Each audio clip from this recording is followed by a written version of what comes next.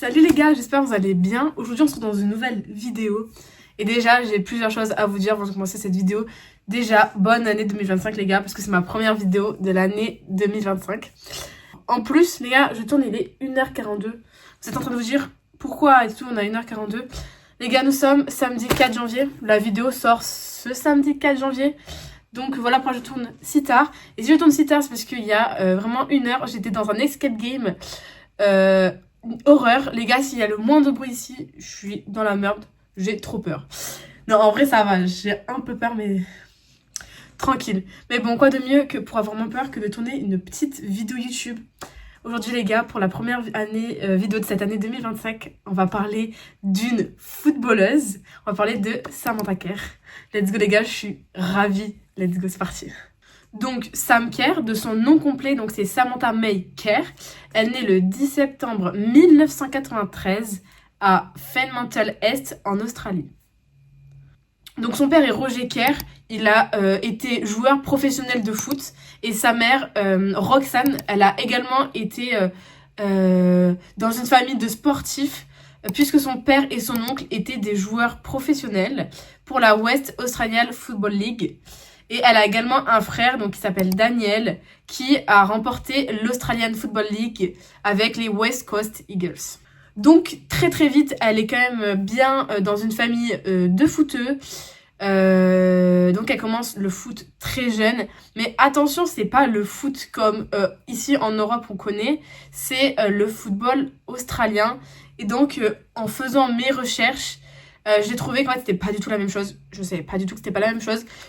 Donc je vais vous lire exactement ce que dit Wikipédia. Donc c'est un sport collectif opposant deux équipes de 18 joueurs dans un stade ovale, chacune cherchant à faire parvenir le ballon entre les poteaux adverses.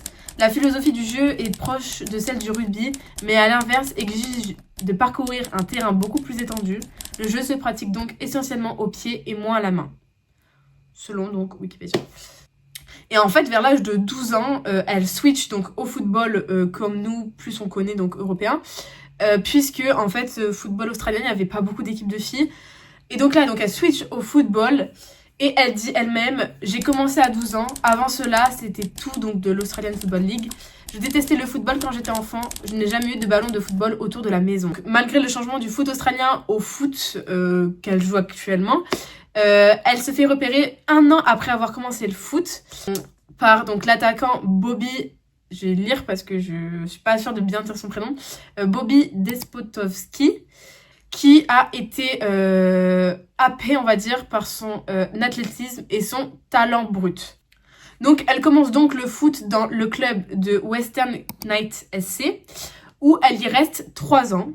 Donc elle fait un essai au Western Australian State Team avant de partir au Perth Glory.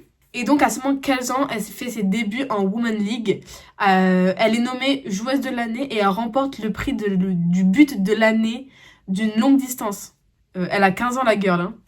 Et c'est également à cet âge-là qu'elle fait ses débuts en équipe nationale d'Australie. C'est une dinguerie. Genre à 15 ans, je pense que j'étais encore en train de jouer...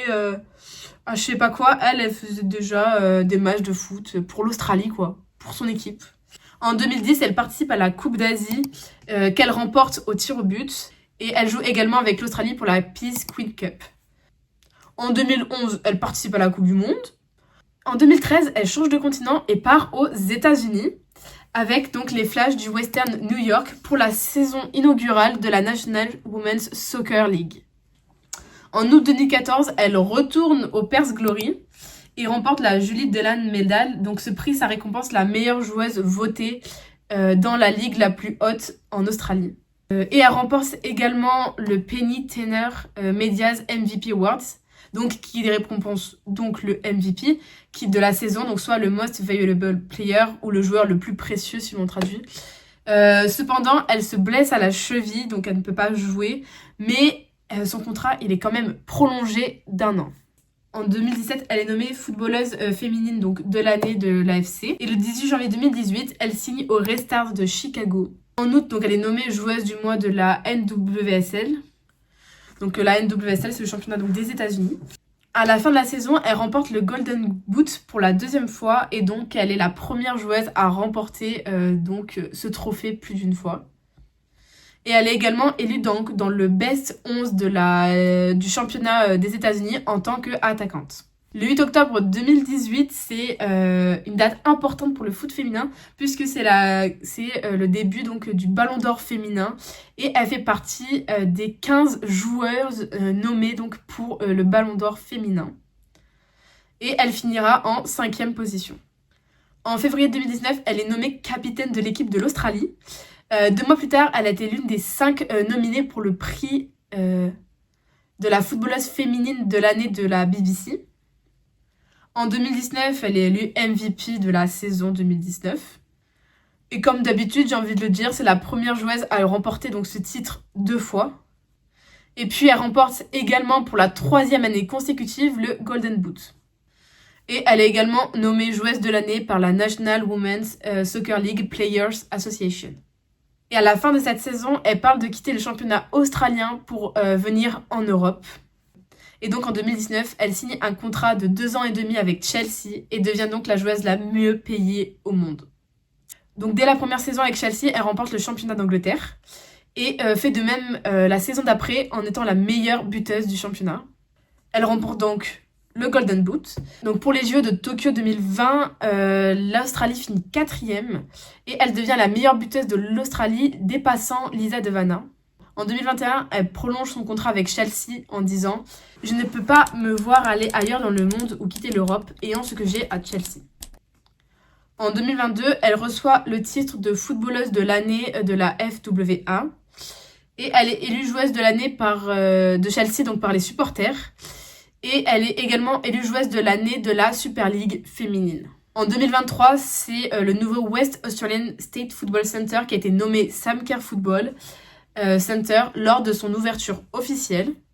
Cependant, malgré cette grande ascension, en janvier 2024, donc c'est il y a 1 an, c'est énorme, elle se blesse, elle se fait les ligaments croisés antérieurs d'un genou.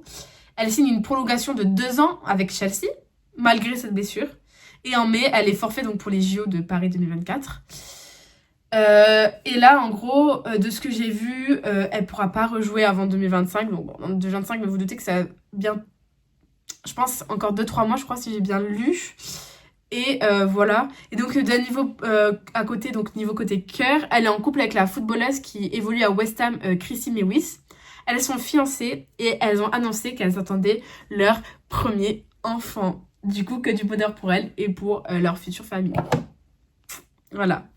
Du coup, les gars, ça me fait trop plaisir de vous retrouver pour cette nouvelle année 2025. J'espère vraiment que les vidéos vont vous plaire. Je vous ai préparé, je pense, des petits trucs sympas.